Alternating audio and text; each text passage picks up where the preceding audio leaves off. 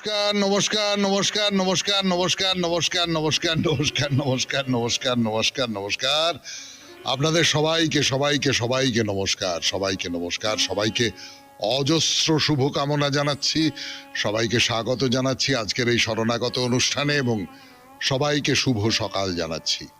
শুভ সকাল। আজকে গঙ্গা পূজা, আজকে মনসা দেবীরও পূজা, কিন্তু মুখ্যত আজকে গঙ্গা পূজা। গঙ্গা পূজা আমরা বাঙালিরা যে খুব করি এমনটা হয়তো নয়, কিন্তু গঙ্গা খুব বড় দেবী এবং আপনারা বুঝতেই পারেন যে সেই প্রবাহিনী একেবারে হিমালয় থেকে বয়ে চলেছেন আমাদের দেশকে শস্য শ্যামলা করে, তাকে তো বড় দেবী বলে পুজো করবই। কিন্তু না, আজকে গঙ্গা দেবীর কথা হবে না, আজকে তো শ্রী চৈতন্য দেবের কথা। গঙ্গা দেবীর কথা বরং আগামীকাল বলা যাবে। এই 92.7 বিগ এফএম এ শরণাগত অনুষ্ঠানে আজকে মনসা দেবীর পূজা, আজকে শ্রী শ্রী বটুক ভৈরব দেবাবির্ভাব। এই কটি কারণে আজকের দিনটি বিশিষ্ট।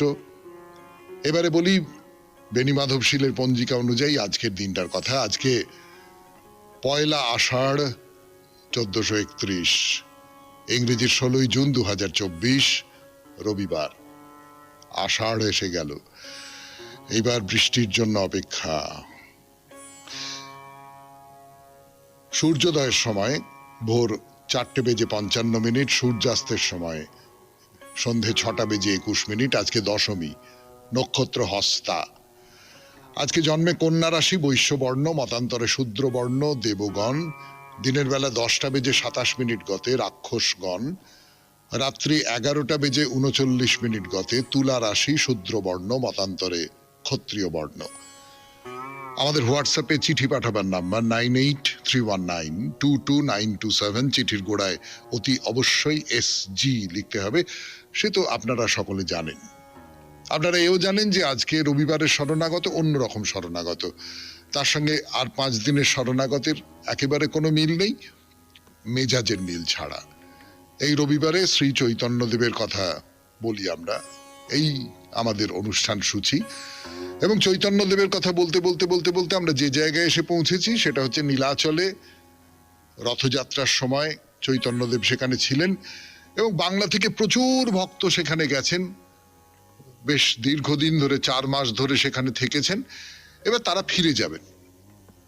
তো ফিরে যাবেন, তাদের মধ্যে সেই ফিরে যাওয়ার সময় মহাপ্রভুর সঙ্গে তাদের কথোপকথন, মহাপ্রভু তাদের আলিঙ্গন করছেন, মন খারাপ, এক একজনের সম্পর্কে বলছেন। এই কথাগুলো তো বলেছিলাম আপনাদের। তারপরে যে জায়গা থেকে শুরু করব সেটা হচ্ছে নিত্যানন্দ, মহাপ্রভুর খুব প্রিয়জন নিত্যানন্দ। তিনি বললেন আমি নীলাচলে থেকে যাই, আমি নীলাচল থেকে যাব না। এইখান থেকে শুরু করব আমাদের কথা বলা 92.7 বিগ এফএম এ শরণাগত অনুষ্ঠানে। আপাতত একটু গান শুনি, গানের পর ফিরে আসছি শ্রী চৈতন্যদেবের কথায়। নিত্যানন্দ প্রভু চৈতন্যদেবের পার্ষদ, বন্ধু, অতি প্রিয়জন, অতি নির্ভরতার মানুষ। তিনি বলছেন যে আমি নীলাচলে থেকে যাব। 92.7 বিগ এফএম এ শরণাগত অনুষ্ঠানে নিত্যানন্দ বলেছেন আমি নীলাচলে থেকে যাব। এটা একটা সংকট আছে। সংকটটা কি? আমি নদিয়ায় থাকবো না, আমি নদিয়া থেকে যদি চলে যাই, বা চলে এসেছেন নীলাচলে চলে এসেছেন, তাহলে এই বাংলায় প্রেমভক্তি প্রচারের দায়িত্ব আচার্যদেব এবং নিত্যানন্দ দুজনে মিলে পালন করবেন। তিনি ভক্তদের যখন বিদায় দিচ্ছিলেন তখন সেখানে তাদের বলেও দিয়েছেন। তবে তার মনে একটা সংশয় ছিল, সেই সংশয়টা খুব খুব যুক্তিযুক্ত সংশয়, যে আচার্যদেব তো খুব বৃদ্ধ, মানে মহাপ্রভুর থেকে 52 বছরের বড়। তাহলে ভেবে দেখুন, খুবই বৃদ্ধ। তার পক্ষে এই পুরো ব্যাপারটা, গোটা বাংলায় প্রেম ভক্তি প্রচার করা, এইটা তার পক্ষে খুব কঠিন, অসম্ভবই হয়তো। তিনি মহাপ্রভুর যে আশা, এই প্রচার, সেই কাজ কতটা করে উঠতে পারবেন, সেজন্য নিত্যানন্দের ওপরে তার ভরসা বেশি ছিল। এখন নিত্যানন্দ বলছেন যে না, আমি নীলাচলে থেকে যাব।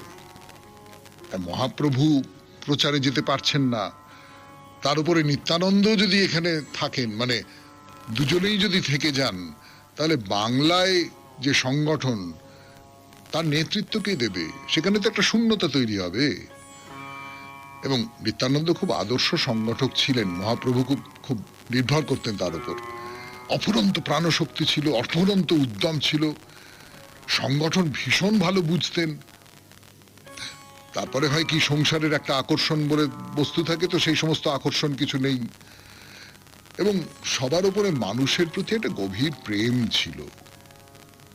এবং মহাপ্রভু এই সমস্ত কারণে মনে করেছিলেন নিত্যানন্দই পারবে, নিত্যানন্দই বৈষ্ণব আদর্শ প্রচার এবং প্রসারের সমস্ত কাজগুলো ঠিক ঠিক মতন করতে পারবে। কিন্তু সে যদি নীলাচলে থাকে তাহলে তো হবে না, তাকে তো এই কর্তব্য সাধন করবার জন্য বাংলায় যেতেই হবে। তো বাংলার ভক্তরা এখন সব চলে গেছেন, রয়েছেন শুধু পুরী গোসাই, জগদানন্দ, স্বরূপ দামোদর, দামোদর পণ্ডিত, গোবিন্দ, কাশীশ্বর, হরিদাস, ব্রহ্মানন্দ পুরী, এইরকম কয়েকজন এখন নীলাচলে আছেন। মহাপ্রভু প্রত্যেক দিন সন্ধেবেলা সবাইকে নিয়ে সমুদ্রের ধারে বসে ভজন কীর্তন এই সমস্ত করেন। তাই নিত্যানন্দ সেখানে আছেন, বেশ কয়েকদিন ধরে তিনি রয়ে গেছেন এখানে। তা মহাপ্রভু তিনি নিত্যানন্দকে ডাকলেন, ডেকে একটু আড়ালে নিয়ে গিয়ে বলছেন যে, বিরলে নিতাই লইয়া হাতে ধরি বসাইয়া মধুর কথা কহে ধীরে ধীরে, প্রভু কহে নিত্যানন্দ সর্বজীব হইল অন্ধ, যাও তুমি সুরধুনি তীরে। মানে নিত্যানন্দ, সমস্ত জীব, সমস্ত প্রাণী, সমস্ত মানুষ অন্ধ হয়ে আছে, তুমি গঙ্গার তীরে যাও, তুমি বাংলায় যাও। একবারে নিত্যানন্দ দুই হাত ধরে বলছেন যে, আমি যে সকলের কাছে নিজের মুখে স্বীকার করে এসেছি, মূর্খ নীচ দরিদ্র ভাসাবো প্রেম সুখে। নিত্যানন্দ, আমার শপথ কি ব্যর্থ হয়ে যাবে? আর্তজনেরা কি শুধু আশার চোখ নিয়েই আমাদের দিকে তাকিয়ে থাকবে? আমি তো কথা দিয়েছিলাম, সেই কথা রাখতে পারলাম না, সকলে বলবে যে আমি কথা রাখতে পারিনি, সকলে আমাদের নামে নিন্দে করবে। নিত্যানন্দ, আমি মানুষের প্রত্যাশা পূরণের দায়িত্বে জলাঞ্জলি দিয়ে শুধুমাত্র নিজের ভালো হবে, নিজের মঙ্গল হবে, এই এই এই এই কামনায় নীলাচলে রয়েছে, এই অজুহাতে বাংলায় আমার নামে নানান রকম কুৎসা প্রচার করা হবে। শুনছেন রবিবারের শরণাগত, চৈতন্যদেবের শরণাগত 92.7 বিগ FM এ আমি আছি আপনাদের সঙ্গে, আপনাদের সৌমিত্র বসু।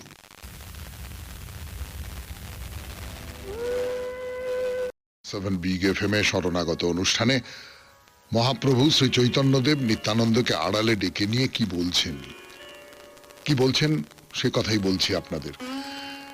বলছেন যে, আমি তোমার উপর সবচেয়ে বেশি আস্থা রেখেছি, তুমি যদি এই কাজকর্ম ছেড়ে, কর্মজীবন ছেড়ে, প্রচারের কাজ ছেড়ে সন্ন্যাসী হয়ে নীলাচলে থেকে যাও, তাহলে এই যে প্রতিশ্রুতি দিয়েছিলাম যে মানুষকে প্রেমের আনন্দে ভাসিয়ে দেব, সেই কাজগুলো কে করবে? কে তাদের উদ্ধার করবে? তুমি কি শুধু নিজেকে নিয়েই আনন্দে মগ্ন থাকতে চাও? তুমি সেই অশক্ত, অসহায়, দুর্বল মানুষগুলোর দিকে একবার তাকিয়ে দেখবে না?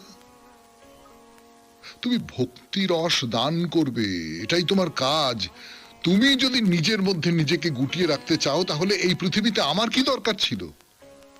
না না না না, তুমি যাও, গৌড়ে যাও, প্রেম ভক্তি দিয়ে সকলকে মোচন করো। আপনাদের মনে আছে ঠাকুর শ্রী রামকৃষ্ণ পরমহংসদেব বলেছিলেন স্বামী বিবেকানন্দকে, তো কাজ করতে হবে তোকে, কাজ করবার জন্য তুই পৃথিবীতে এসেছিস। ওই রকম কর্মী মানুষ আমাদের এই বাংলা কজনকে দেখেছে?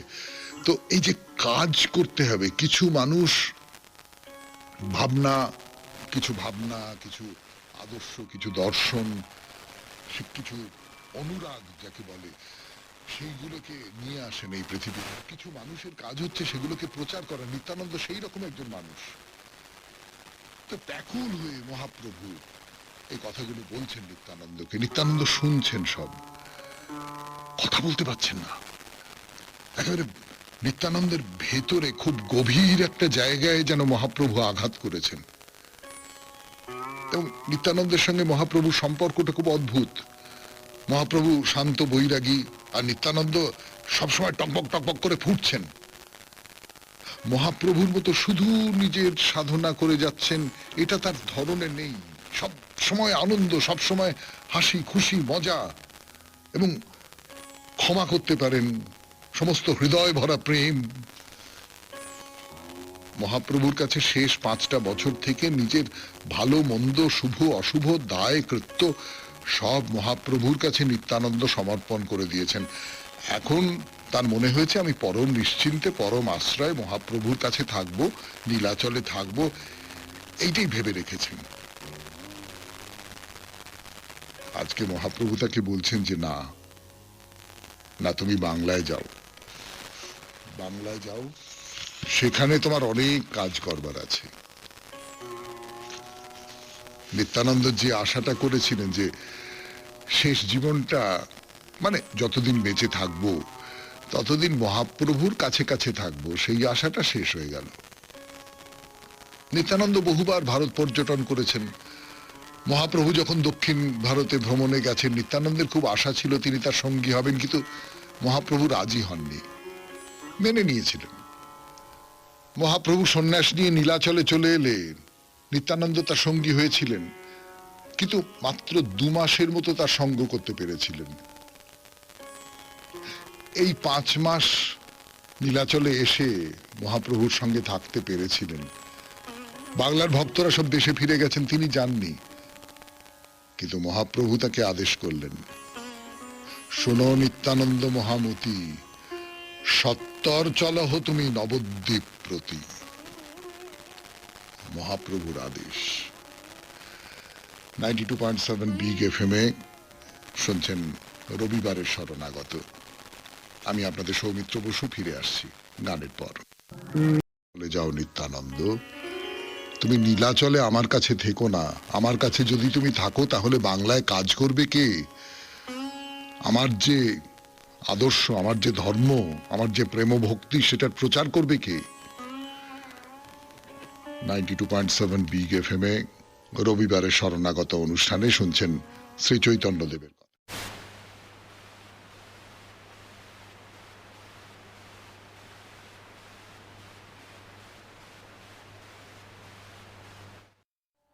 নীলাচল ছেড়ে চলে আসছেন, খুব মন খারাপ, খুব।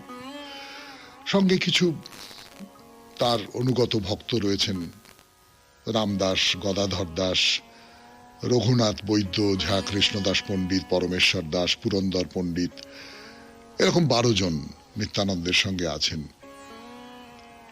তারা যখন পথে আসছিলেন তখন তাদের মধ্যে বৃন্দাবনের রাখাল ভাবের প্রকাশ পায়। সেজন্য লোচন দাস তাদের দ্বাদশ গোপাল বলে বর্ণনা করেছেন।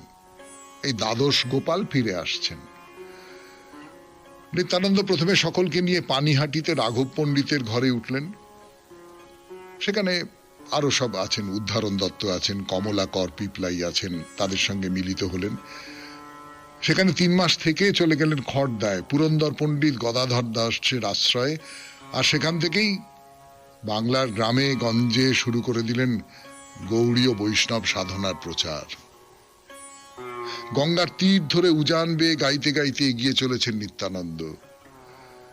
জাহ্নবীর কুলে কুলে যত আছে গ্রাম, সর্বত্র ভ্রমেন নিত্যানন্দ জ্যোতির ধাম।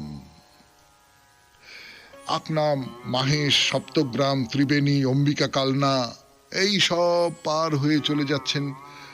শান্তিপুরে গেলেন অদ্বৈত আচার্যের আশ্রমে, সেখানে 2-1 দিন থাকলেন। তারপর নবদ্বীপে সচিমার আশীর্বাদ নিতে গেলেন, আশীর্বাদ পেলেন। তারপর আবার সেখান থেকে বেরিয়ে দোগাছিয়া, বড়গাছি, কুলিয়া, সব জায়গায় নাম প্রচার করছেন। সব জায়গায় প্রচার করছেন কি? ভজ গৌরাঙ্গ, কহ গৌরাঙ্গ, লহ গৌরাঙ্গের নাম রে। যে জন গৌরাঙ্গ ভজে, সে জন আমার প্রাণ রে। প্রত্যেক ঘরে ঘরে, নগরে, চত্বরে, সব জায়গায় এই কীর্তন, সব জায়গায় এই কীর্তন। শুনছেন মহাপ্রভুর কথা 92.7 বিগ এফএম এ শরণাগত অনুষ্ঠানে।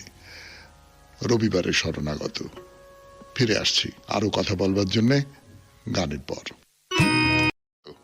92.7 বিগ এফএম এ আমি আছি আপনাদের সঙ্গে, আপনাদের সৌমিত্র বসু বলছি শ্রী চৈতন্য দেবের কথা। এবং শ্রী চৈতন্য দেবের কথা বলতে গেলে তার যারা পার্ষদ, তার যারা ভক্ত, তিনি যাদের উপর বিশ্বাস করতেন, যাদের উপর দায়িত্ব দিতেন, তাদের কথা তো উঠে পড়বে, তাদের কথা উঠে পড়ছে। যেমন মহাপ্রভু তো নীলাচলে থেকে গেলেন, নিত্যানন্দ প্রভু তিনি নীলাচলে থেকে যেতে চাইলেন, কিন্তু মহাপ্রভু বললেন যে না না না না না, তুমি আমার সঙ্গে থেকো না, তুমি আমার সঙ্গে থেকো না, তোমার উপর দায়িত্ব হচ্ছে গোটা বাংলায় এই যে প্রেমের বাণী, সেই প্রেমের বাণী প্রচার করার।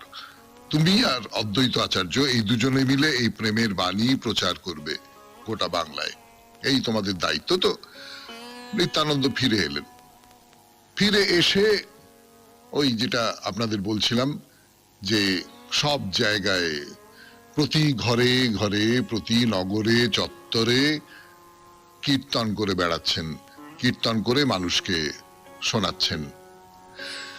তো এই যে শোনাচ্ছেন, এই যে প্রেমভক্তি প্রচার, এই প্রেমভক্তি প্রচার নিয়ে আবার অদ্বৈত আচার্যের সঙ্গে আমাদের নিত্যানন্দের একটা বিরোধ তৈরি হয়ে গেল। কে কিভাবে ব্যাখ্যা করবেন চৈতন্যদেবের এই যে ভাবনা, প্রেম ভাবনা, তাকে কে কিভাবে ব্যাখ্যা করবেন? এর একটা কারণ কিন্তু চৈতন্যদেবের মধ্যে ছিল। আসলে কি হয়েছিল, নবদ্বীপে যখন চৈতন্যদেব তার ধর্ম প্রচার করছেন, তখন তিনি নিজেকে কৃষ্ণের দাস বলে মনে করছেন। তিনি প্রভু, আমি তার দাস, এইভাবে তিনি কৃষ্ণের সঙ্গে নিজের সম্পর্ক তৈরি করছেন। এবং এইভাবেই তিনি ভক্তকে বলছেন যে তুমি এইভাবে নিজেকে দাস বলে মনে করো, কৃষ্ণের দাস বলে মনে করো।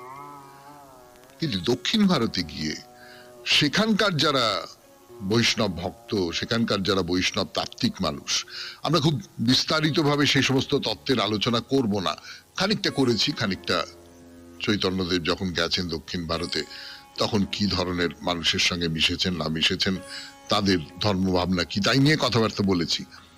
তো এই চৈতন্যদেব ফিরে এসে তার মধ্যে একটা মধুর ভাব তৈরি হলো, মধুর ভাবে ভজনা করা, রায় রামানন্দের সঙ্গে আলোচনা, সেটাও একটা বড় প্রভাব ফেলেছিল। এবং তিনি বাংলায় মধুর ভাব প্রচার করতে চেয়েছেন। এখন অদ্বৈত আচার্যের মধ্যে যেটা ছিল সেটা হচ্ছে জ্ঞান আর ভক্তির সংমিশ্রণ, আর নিত্যানন্দের মধ্যে যেটা ছিল সেটা হচ্ছে দাস্য সখ্য ভাব। তার ফলে দুজনের যে ভাবনা, সেইটার মধ্যে একটা বিরোধ তৈরি হচ্ছিল। নিত্যানন্দ অবধূত ছিলেন, তিনি কুলীন ব্রাহ্মণ, কিন্তু ব্রাহ্মণ্য সংস্কার তিনি কিছু মানতেন না। আর বৈষ্ণব বিধি তাই যে জাতপাতের নিষেধ, এইগুলো মানা হবে না। কিন্তু অদ্বৈত আচার্য, তার অনেক বয়স হয়েছে, তার এসব নিয়ে খানিকটা গোঁড়ামি ছিল।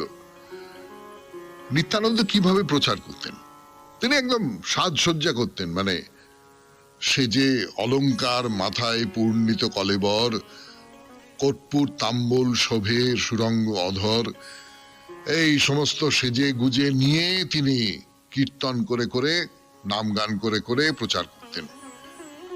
আর অদ্বৈত আচার্য এইরকম করে, এই কি ঢং ঢাং করে প্রচার করা, ধর্ম প্রচার করা এইরকম ঢং ঢাং করে হয় নাকি, তিনি একেবারেই পছন্দ করতেন না। তো নিত্যানন্দের এই যে সাজসজ্জা করে যে ধর্ম প্রচার করা, এটা বৈশ্যদের খুব পছন্দ হতো। একসময় রাজা বল্লাল সেন বণিকদের কাছ থেকে কিছু টাকা পয়সা ধার চেয়েছিলেন, কিন্তু বণিকরা দিতে রাজি হয়নি। সেই কারণে রাজা কৌশলে তাদের জল অচল করে দিয়েছিলেন। তো খ্রিস্টীয় 8ম শতাব্দী থেকে 10ম শতাব্দীর মধ্যে কোনো এক সময় সম্ভবত বিধর্মী বৌদ্ধ আর আরবের মুসলমানদের সঙ্গে যোগাযোগ বিচ্ছিন্ন করতে স্মৃতির বিধান ধরে বাঙালিদের সাগর পারে যাবার উপর নিষেধাজ্ঞা জারি করা হয়েছিল। তবে বণিকেরা এই বিধি মানতেন না, তারা বাইরের দিকে বাণিজ্যে যোগ দিতেন। ফলে যারা বৈশ্য, তাদের মনে করা হতো যে ছোট জাত, নিচু বর্ণের লোক, এইরকম সব মনে করা হতো। এই কথাগুলো কেন বলছি সেটা বলবার জন্য ফিরে আসছি 92.7 বিগ এফএম এ রবিবারের শরণাগত অনুষ্ঠানে। আমি আপনাদের সৌমিত্র বসু। 92.7 বিগ এফএম এ শরণাগত অনুষ্ঠানে রবিবারের শরণাগত ফিরে এলেন চৈতন্যদেব, বা ঠিক করে বলতে গেলে সেই সময়কার একটা ইতিহাসের অংশ বলছি আপনাদের, যে বৈশ্যদের, বল্লাল সেনের আমলে বৈশ্যদের ছোট জাত বলে মনে করা হয়েছে। তার কতগুলো কারণ ছিল, একেবারে প্রতিহিংসার কারণ ছিল। আপনাদের বলেছি সেই কথা, যে টাকা ধার চেয়েছিলেন রাজা, তো বণিকেরা মনে করেছিলেন, বৈশ্যরা মনে করেছিলেন যে না, রাজাকে টাকা ধার দেওয়াটা নিরাপদ হবে না এখন এই অবস্থায়। তারা অনেক আগে থেকে বুঝতে পেরেছিলেন। তার ফলে রাজা তাদের সমাজে নিচু জাত এইরকম একটা মনে করিয়েছিলেন, এবং সমুদ্র যাত্রা নিষিদ্ধ করা হয়েছিল। কিন্তু বৈশ্যরা তো সমুদ্র যাত্রা করতেন, ফলে তাদের পতিত বলে মনে করা হতো, করানো হয়েছিল রাজার দিক থেকে। এইবারে এই যে নিত্যানন্দ মহাপ্রভু একেবারে নিজের চেষ্টায়, তুমি বৈষ্ণব, তুমি কৃষ্ণ নাম করো, ব্যাস, তাহলেই তুমি উঁচু জাত হয়ে গেলে, মানে অন্তত নিচু জাত হয়ে তুমি অবজ্ঞার পাত্র হয়ে থাকবে না। এবং এইটা করে বৈশ্যরা আবার সমাজে তাদের একটা সম্মান, তাদের একটা সম্ভ্রম তাদের সম্পর্কে তৈরি হয়ে গেল। এটা আবার চৈতন্যদেব খুব পছন্দ করেছিলেন। যে ভক্তি দিয়াছ তুমি বণিক সবারে, তাহা বাঞ্ছে সুরসিদ্ধ মুনি যোগেশ্বরে, চৈতন্য ভাগবতে আছে। চৈতন্যদেব খুব খুশি হয়েছিলেন। সেই জন্যে বৈশ্যরা এই চৈতন্যদেবকে খুব মান্য করতেন, এবং নিত্যানন্দকেও খুব মান্য করতেন, এবং বৈশ্যদের সাহায্য নিয়ে প্রচুর জনহিতকর কাজ তিনি করেছেন। আপনারা জানেন স্বামী বিবেকানন্দ তাই করেছেন। স্বামী বিবেকানন্দ যারা রাজা, যারা বড় লোক, তাদের সাহায্য নিয়েছেন তার ধর্ম প্রচার করবার জন্যে যে আর্থিক আনুকূল্য দরকার, সেই আর্থিক আনুকূল্যটা তিনি পেয়েছেন। তা আপনাদের এটা বলি, 1507 খ্রিস্টাব্দে বাংলা আর উড়িষ্যায় ভয়ঙ্কর দুর্ভিক্ষ হয়। খুব খরা হয়েছিল, বৃষ্টি হয়নি, তারপরেই বন্যা হলো, এই সমস্ত কারণে ভয়ঙ্কর দুর্ভিক্ষ হয়। তো নিত্যানন্দ ওই যে বৈশ্য জমিদার যারা ছিলেন তাদের বললেন যে আপনাদের সাহায্য করতে হবে। কিরকম সাহায্য? না, সপ্তগ্রামের কাছে 30 বিঘে জমির ওপর একটা অন্নসত্র খুলে দেওয়া হলো। 30 বিঘে জমির ওপরে একটা অন্নসত্র, ভেবে দেখুন। এবং সেখানে নিরাশ্রয় যে সমস্ত অসহায় মানুষ তারা এসে খেয়ে যাচ্ছেন, তাদের জন্য একটা অস্থায়ী একটা আবাসন তৈরি করে দেওয়া হচ্ছে। বহু বহু বহু মানুষকে রক্ষা করেছিলেন, এবং এই সমস্ত কাজে তার মূল সহযোগী ছিলেন দিবাকর দত্ত বলে একজন। তিনি এই বৈশ্য সম্প্রদায়ের লোক। নিত্যানন্দ তার নাম দেন উদ্ধারণ দত্ত, এবং তারই জন্যে বৈশ্য সম্প্রদায়ের কাছে গৌড়ীয় বৈষ্ণব প্রভাব খুব বেশি পড়েছিল। শুনছেন মহাপ্রভুর কথা, বৈষ্ণব আন্দোলনের কথা, নিত্যানন্দের কথা, রবিবারে শরণাগত অনুষ্ঠানে 92.7 বিগ এফএম এ। আরো কথা বলবার জন্য ফিরে আসছি, একটু গান শুনে নেওয়া যাক। আর কথা বলছি শ্রী চৈতন্যদেবের কথা 92.7 বিগ এফএম এ শরণাগত অনুষ্ঠানে। তো এই নিত্যানন্দের কথা বলছিলাম, নিত্যানন্দ কিভাবে বৈশ্যদের আবার সমাজে উঁচু তলায় নিয়ে আসছেন, তাদের সাহায্য নিয়ে ধর্ম প্রচার করছেন, তাদের সাহায্য নিয়ে মানুষের মধ্যে প্রেম ও ভক্তি জাগিয়ে তুলছেন, মানুষকে সাহায্য করছেন। তো নিত্যানন্দ শান্তিপুর হয়ে নবদ্বীপে গেছেন প্রচার করবার জন্য। সেখানে সচিমায়ের সঙ্গে দেখা করেছেন।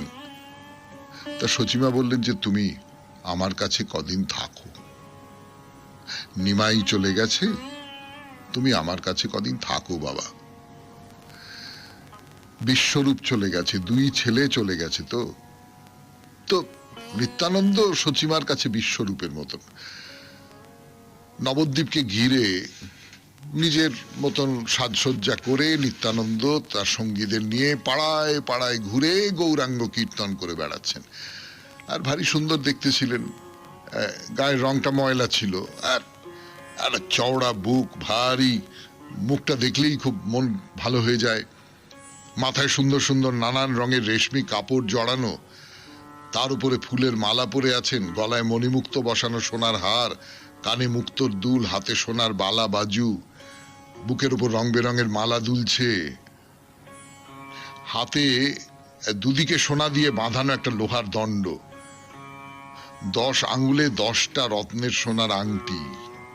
নিত্যানন্দের কথা বলছি। পরনে নানান রকম রং, সাদা, নীল, হলুদ, এসব রেশমি কাপড়, আর পেটের কাছে গেঁজে ঝুলছে বেত, মাসি, ছড়ি, পায়ে নুপুর পরে আছেন, মল পরে আছেন, পিঠের দিকে ঝুলছে হেম ঝাপা সম্বলিত পাট খোঁপা আর ত্রিপুরা সুন্দরী বাদ্যযন্ত্র। গলায় সবসময় ঝোলানো থাকে নীলকণ্ঠ মহাদেব এবং অনন্তদেব বিষ্ণু শিলা। এইরকম সাজগোজ করে বুঝতেই পারছেন যে আলাদা করে চোখে পড়ে।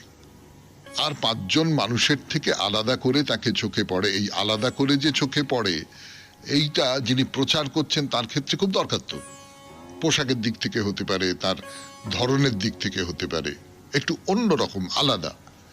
তো নদীয়ার পথে পথে, গ্রামে গঞ্জে, সমস্ত জায়গায় বলছেন গৌর হরি বল, গদ গদ মধুর আধো আধো বল, যারে দেখে তারে প্রেম ধরি দেয় কোল, গৌর হরি বল।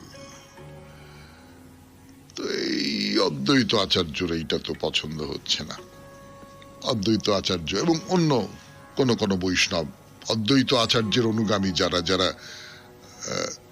অন্য দিক থেকে বৈষ্ণব ধর্মকে দেখাবার চেষ্টা করছেন, এত সাজগোজ, এইরকম করে ঢং করা, এগুলো তারা পছন্দ করছেন না। ফলে অদ্বৈত আচার্য বললেন যে না না না, আমি নিত্যানন্দের সঙ্গে প্রচার করব না, বরং এই যে ভোগ বিলাসময় একটা জীবন, সারা গায়ে এই সমস্ত সুন্দর সুন্দর অলংকার, এই সমস্ত ঐশ্বর্য প্রকাশ করার প্রবণতা, এগুলো তো ঠিক না। এই নিয়ে অদ্বৈত আচার্য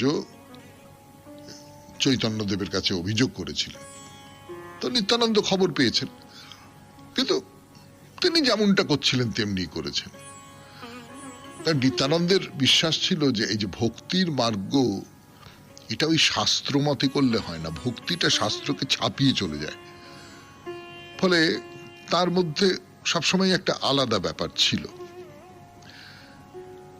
শ্রী চৈতন্যদেবের কথা, মহাপ্রভুর কথা বলছি। 92.7 বিগ FM এ শরণাগত অনুষ্ঠান শুনছেন, রবিবারের শরণাগত। ফিরে আসছি, একটু গান শুনে নি।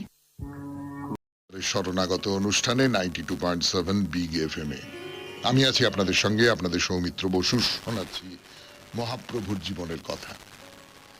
তো এইরকম একটা অদ্বৈত আচার্যের সঙ্গে নিত্যানন্দের এরকম একটা বিরোধের জায়গা তৈরি হয়েছে। তো নবদ্বীপ থেকে একজন ব্রাহ্মণ যুবক, তিনি আবার মহাপ্রভুর সহপাঠী ছিলেন, এইভাবে নিত্যানন্দ প্রচার করছে, এইভাবে একটা বিলাসবহুল জীবন যাপন করছে, এইটা তো ঠিক না। এটা মহাপ্রভুকে জানানোর জন্য তাকে পাঠানো হলো নীলাচলে। তো তিনি মহাপ্রভুর দর্শন পেলেন, প্রতিদিন আলোচনা সভায় এসে বসেন, কিন্তু মহাপ্রভুর কাছে নিত্যানন্দকে নিয়ে অভিযোগ কিছুতেই মুখ ফুটে বলে উঠতে পারছেন না। তা একদিন মহাপ্রভুকে একা একা পেয়েছেন, একান্তে, সুযোগ বুঝে তার কাছে বললেন যে তুমি যে নিত্যানন্দকে বাংলায় প্রচারের জন্য পাঠিয়েছ, সে গ্রামে গঞ্জে ঘুরে ঘুরে প্রচার করছে, কিন্তু সে যে অবধূত, অবধূতকে অনেকে তান্ত্রিক সন্ন্যাসী বলে মনে করে। আসলে নিত্যানন্দের ব্যাপারে মহাপ্রভুকে জানানোর প্রাথমিক যে উদ্দেশ্য, সেটা ছিল তাকে অবধূত বলে প্রমাণ করা। তো সেই অভিযোগটা জানিয়ে এবার বলছে যে নিত্যানন্দ বিলাসী নাগর রূপ ধরে প্রচারে নেমেছে, ওকে দেখে লোকেরা সব বলা বলি করছে ও একজন ভাবুক, সে নবদ্বীপে গিয়ে কি যে করছে তা আমরা বুঝতে পারছি না। তার সাজসজ্জা, তার যে আচরণ, বিলাসী আচরণ, তাকে সবাই বড় লোক বলে মনে করছে সকলে। তো এই যে ধরুন আমি বলছি যে বালানন্দ ব্রহ্মচারী, বালানন্দ ব্রহ্মচারী, তার প্রধান শিষ্য যিনি মোহনানন্দ ব্রহ্মচারী, তিনি ওই তো এরকম খুব সাজসজ্জা করে তার থাকতেন এবং মধুর ভাবে কৃষ্ণ আরাধনা করতেন। নিত্যানন্দের ধরনটা সেই রকম ছিল। তো সেই ব্রাহ্মণ আরো বলছেন যে নিত্যানন্দ শূদ্রের আশ্রয়ে থাকে, সেটা তো শাস্ত্রসম্মত নয়, বরং সেটা তো নিন্দনীয়। আমাদের আমাদের এটা ঠিক লাগে না, আমাদের কিরম সন্দেহ হয় তাকে। তা মহাপ্রভু তার কথা খুব মন দিয়ে শুনলেন। আর নিত্যানন্দ কিভাবে কাজ করেন না করেন সেসব তো তিনি জানেন, তবু কারোর মুখে অভিযোগ শুনে, বিশেষ করে নিত্যানন্দর মতো মানুষের বিচার করা বা তার বিরুদ্ধে কিছু কথা বলা তার পক্ষে একেবারে অসম্ভব ব্যাপার। কোনো উত্তর দিলেন না, বরং নিত্যানন্দের সুখ্যাতি করলেন। কারণ মহাপ্রভুর এইটা বিশ্বাস ছিল যে নিত্যানন্দের যে আচার আচরণ সমস্তটা তার ছদ্মবেশ। তবে লোকের খারাপ লাগছে, তো মানুষ সেটা বুঝতে পারছে না, সেই জন্য তার নিন্দে করছে। তা মহাপ্রভু সেই ব্রাহ্মণ যুবককে বোঝালেন যে যে মহা অধিকারী হয় তার দোষগুণ হয় না। একমাত্র রুদ্র ছাড়া কেউ কি বিষ পান করতে পারে? মহাপ্রভুর কথা সেই সূত্রে তার পার্শ্বদের কথা বলছি রবিবারের শরণাগত অনুষ্ঠানে 92.7 বিগ এফএম এ। বললেন সেই যুবক 92.7 বিগ এফএম এ শরণাগত অনুষ্ঠানে, সেই কথা শোনালাম আপনাদের। তো মহাপ্রভু কিন্তু নিত্যানন্দের সম্পর্কে এই যে নিন্দের কথা, আপত্তির কথা, সমালোচনার কথা, এগুলো শুনতে চাইলেন না। তিনি বললেন যে না না না না না না, নিত্যানন্দ আমার খুব প্রিয়। শোনো, পতিতের ত্রাণ লাগি তার অবতার, যাহা হইতে সর্বজীব হইবে উদ্ধার। তুমি নবদ্বীপে ফিরে যাও, সেখানে সকলকে আমার কথা জানিয়ে বলবে যে তাকে ভালোবাসে সে আমাকে ভালোবাসে। এই কথাটাই সত্য, এই কথাটাই আমি তোমাকে বললাম। মদিরা যবনী যদি নিত্যানন্দ ধরে, তথাপি ব্রহ্মার বন্ধ কহিল তোমারে। মানে নিত্যানন্দ যদি মদ্যপান করেন, নিত্যানন্দ যদি যবনী সংসর্গ করেন, তবুও তিনি ব্রহ্মার বন্দনীয়, এই কথা আমি তোমাকে বললাম। এইরকম একটা সাংঘাতিক কথা বললেন শ্রী চৈতন্যদেব সেই যুবককে, সেই ব্রাহ্মণ যুবককে। এবং কতখানি বিশ্বাস নিত্যানন্দের প্রতি, নিত্যানন্দের যে ধর্ম প্রচারের ধরন, সেই ধরন সম্পর্কে কতখানি বিশ্বাস মহাপ্রভুর, সেইটা আপনারা নিশ্চয়ই বুঝতে পারছেন। তো একে তো তিরস্কারই বলে নাকি? নিত্যানন্দের নামে নিন্দাবাদ করতে এসেছিলেন যে ব্রাহ্মণ যুবক, তিনি তো তিরস্কৃত হলেন। তিনি নবদ্বীপে ফিরে গিয়ে নিত্যানন্দের সঙ্গে দেখা করলেন, নিজের অপরাধ স্বীকার করে তার কাছে মার্জনা চাইলেন। তো নিত্যানন্দ তো নানান জায়গায় ঘুরে ঘুরে ধর্ম প্রচার করেন, এবং করতে করতে তিনি বুঝতে পারছিলেন, তার কানে আসছিল, লোকে বলছিল যে আপনার বিরুদ্ধে নানান রকম অভিযোগ তুলে কিন্তু মহাপ্রভুকে জানানো হচ্ছে। তিনি তখন বড়গাছি, কুলিয়া, এই সমস্ত জায়গায় প্রচার করছেন। সেখান থেকে নবদ্বীপে সচিমায়ের কাছে আবার ফিরে এলেন। তা সচিমা তাকে কদিন নবদ্বীপে থাকবার অনুরোধ করলেন। নিত্যানন্দ 2-4 দিন থেকে হঠাৎ একদিন নীলাচলে রওনা হয়ে গেলেন, যে আমার সম্পর্কে এই এই অভিযোগ আছে, এইগুলো নিয়ে আমি একটু মহাপ্রভুর সঙ্গে আলোচনা করতে চাই। তা মহাপ্রভু তো এতদিন হলো নবদ্বীপ ছেড়ে চলে এসেছেন, এখন নীলাচলে রয়েছেন। যেটা হয় আর কি, যে যার সূত্র ধরে একটা যে কোনো মত সেইটা প্রচারিত হচ্ছে, তিনি যদি দীর্ঘদিন ধরে সেখান থেকে অনুপস্থিত থাকেন, তাহলে নানান রকমের গোষ্ঠীদ্বন্দ্ব তৈরি হয়ে যায়। মানে এগুলো তো আমরা দেখেছি, আমরা জানি যে একজনকে কেন্দ্র করে, মানে আমি যদি বলি যে বাড়ির কর্তা যখন তার কথা মতোই সমস্ত সংসারটা চলে, তিনি যখন দীর্ঘদিন ধরে নেই, তখন সংসারে যারা রয়েছেন তাদের মধ্যে নানান রকমের গন্ডগোল তৈরি হয়ে যাবে, কে প্রধান হবে, কে কার মত অনুযায়ী সংসার চলবে, এও সেই রকমের একটা ব্যাপার হয়েছে আর কি। তো তিনি বুঝেও ছিলেন যে এই এই এই যে দ্বন্দ্ব যতটা না তাত্ত্বিক কারণে, তার চেয়ে বেশি ছিল ব্যক্তিত্বের সংঘাত, এবং তার মনে হয়েছিল যে না, এইটার সমাধান করাটা খুব জরুরি। বাংলার সংগঠনকে মজবুত রাখতে হবে, তার প্রসার এবং প্রচার করতে হবে। এই প্রসার এবং প্রচার করতে গেলে মহাপ্রভু বুঝতে পারছেন যে নিত্যানন্দই প্রধান লোক, অথচ আচার্যদেব, তার সম্মান রক্ষা করাটা খুব দরকার। তো এই সমস্ত বিষয় বিচার করে নিত্যানন্দ যখন মহাপ্রভুর কাছে দেখা করতে এসেছেন, সেই সময় প্রথমে তিনি বললেন যে শ্রীপাদ, তোমার গৌড় রাজ্যে কারো অধিকার নেই, তবু করতাল মৃদঙ্গ যন্ত্র মাল্য চন্দনে সিংহবেত্র গুঞ্জাহার নূপুর আভরণে মহোৎসব মাগি যায় নাচে সংকীর্তনে, হেন যুক্তি তোমাকে দিলে কোন জনে? তুমি এইভাবে ধর্ম প্রচার করছো, এটা তোমায় কে শেখালো? মহাপ্রভুর কথা নিত্যানন্দের প্রতি 92.7 বিগ এফএম এ রবিবারের শরণাগত প্রায় শেষ হয়ে এলো। আর একটু কথা বলি এই নিয়ে গানের পর।